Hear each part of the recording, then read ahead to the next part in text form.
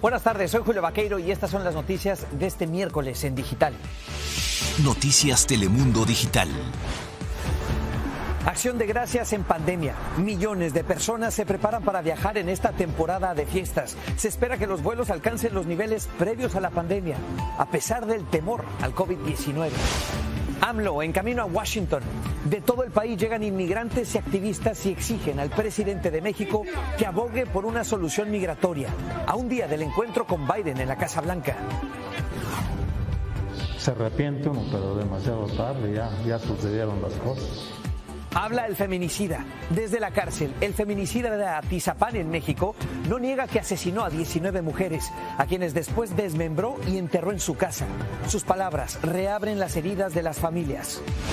Millones de personas se preparan para un día de acción de gracias como los que había antes de la pandemia. Se espera, por ejemplo, que el número de viajes llegue casi a los niveles previos al coronavirus. Pero ante el aumento en los contagios, la preocupación es alta. Francisco Cuevas amplía.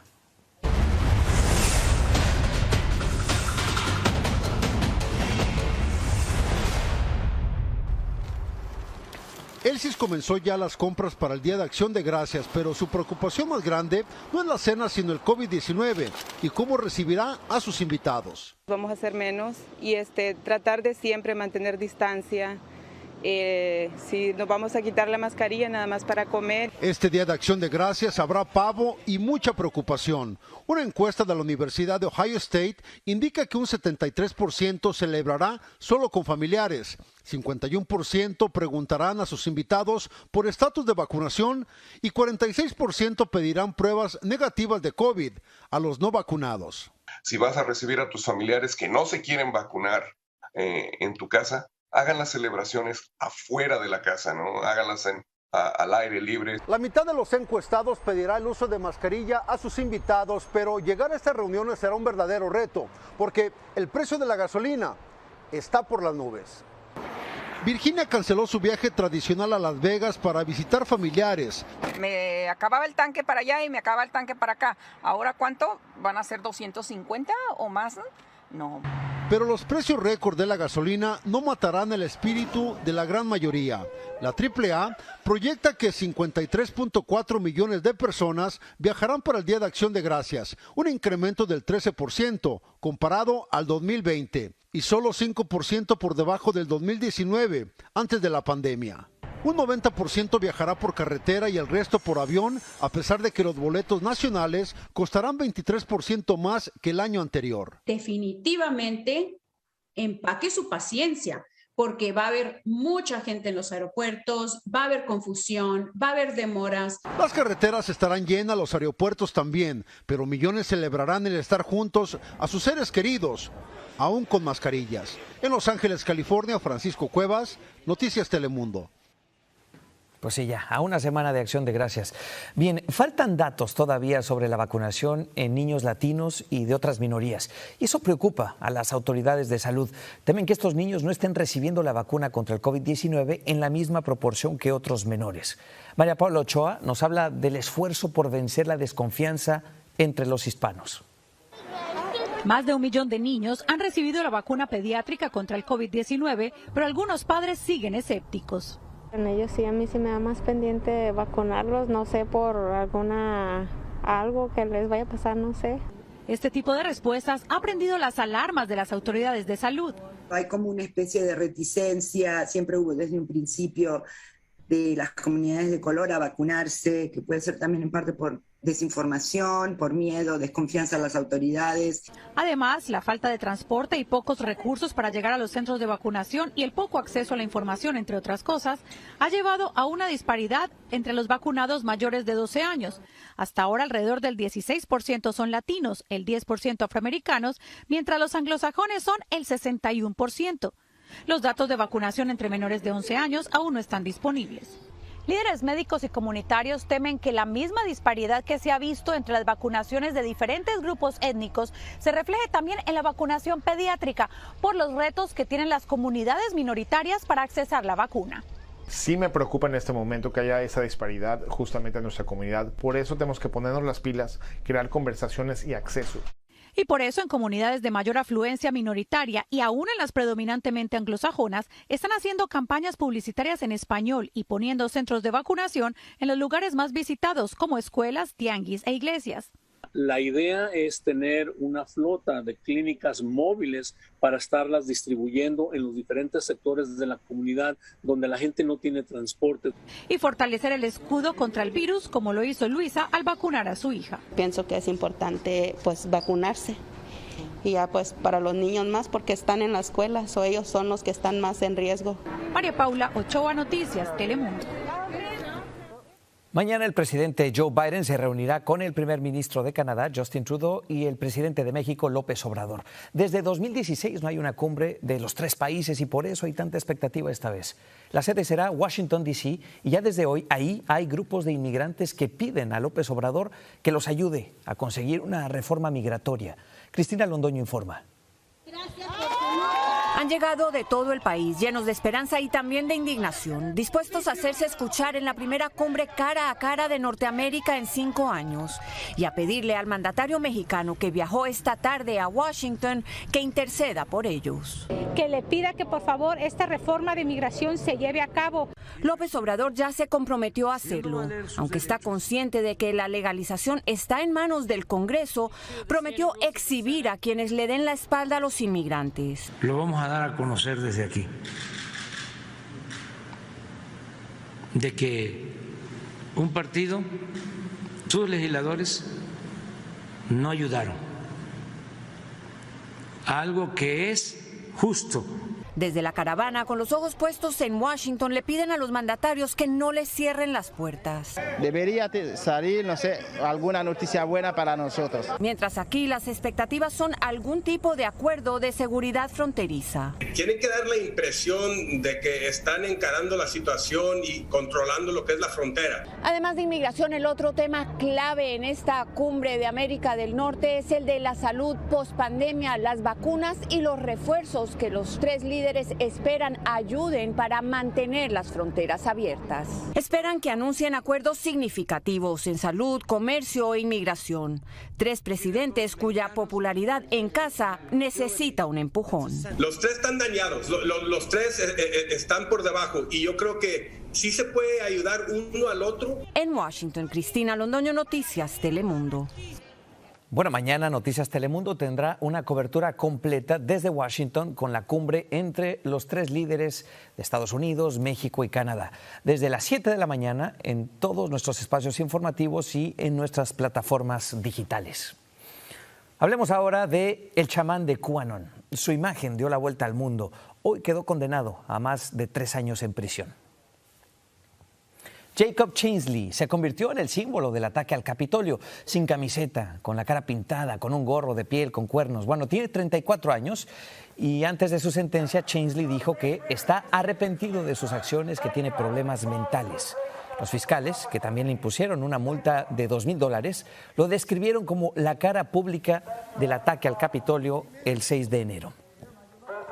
En México, el asesino serial, conocido como el feminicida de Atizapán, habló desde la cárcel.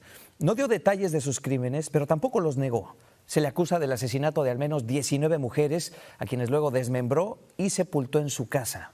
Raúl Torres tiene el testimonio. No podemos hacer nada, ya está uno encerrado, ya que. Dijo que está arrepentido y que lo que hizo no tiene remedio, pero no pidió perdón por las 19 mujeres que habría asesinado. Yo sé que se arrepiente uno, pero demasiado tarde. Fuiste secuestrador,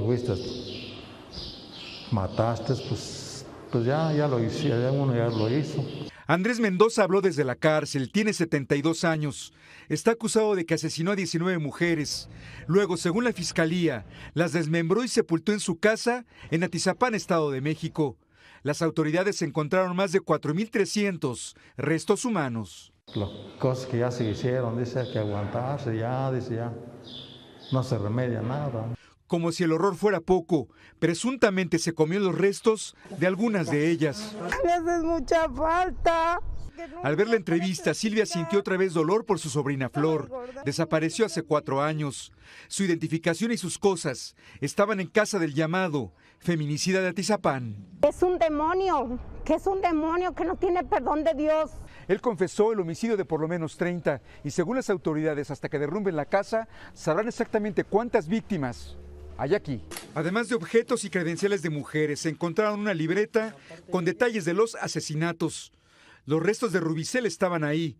Su padre dice que el asesino merece el peor castigo. A mí me gustaría que él mismo se comiera, me mostrara que se puede comer él solo.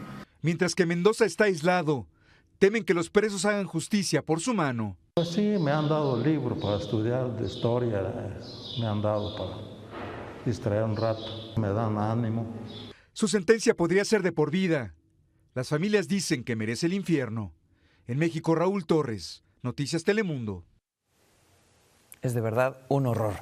También en México, los migrantes que aún continúan en la caravana abarrotaron un tráiler en su intento por avanzar hacia Estados Unidos. No puedes llevar personas así por su propia seguridad. Efectivos de la Guardia Nacional los detuvieron en el estado de Veracruz. Les advirtieron del peligro de ir viajando así, casi colgando de la parte trasera del camión.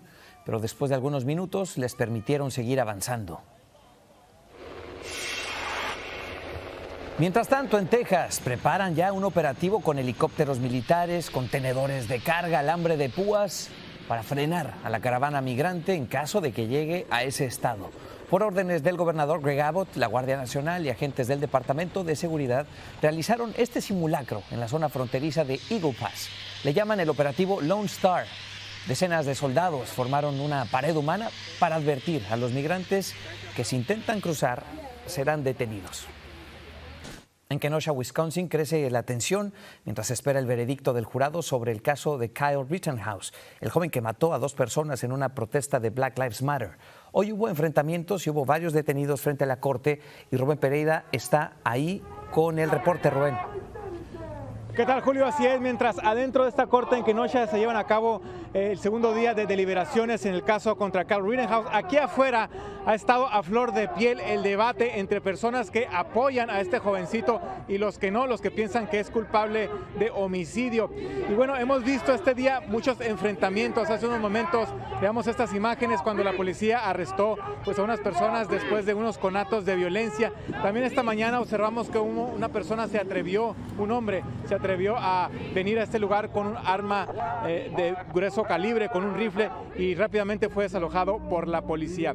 Es el debate que no solo dicen si es culpable o no Rittenhouse de homicidio, pero también el debate sobre el derecho a la autodefensa, hasta dónde está el límite, el debate también a portar armas. A continuación veamos uno de estos enfrentamientos verbales que se suscitaron y que han estado aconteciendo durante el transcurso del día.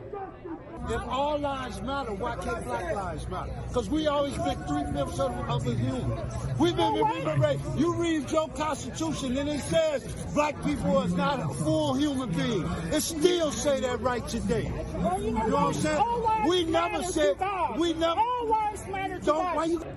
Y Julio, recordemos que son 12 miembros del jurado, 7 mujeres y 5 hombres los que están deliberando. Kyle Rittenhouse enfrenta 5 cargos mayores, incluyendo pues homicidio, que es el que le podría dar el resto de su vida en prisión si es imputado culpable. Así están las cosas aquí en las afueras de la corte, mientras adentro se llevan a cabo las deliberaciones. Nosotros, por supuesto, estaremos pendientes del veredicto. Por lo pronto es todo, Julio. Regreso contigo. Los obispos católicos de Estados Unidos evitaron un enfrentamiento directo con el presidente Joe Biden. No obstante, en la conferencia que celebran en Baltimore, resaltaron la obligación de las figuras públicas católicas de demostrar consistencia moral entre su fe personal y sus acciones.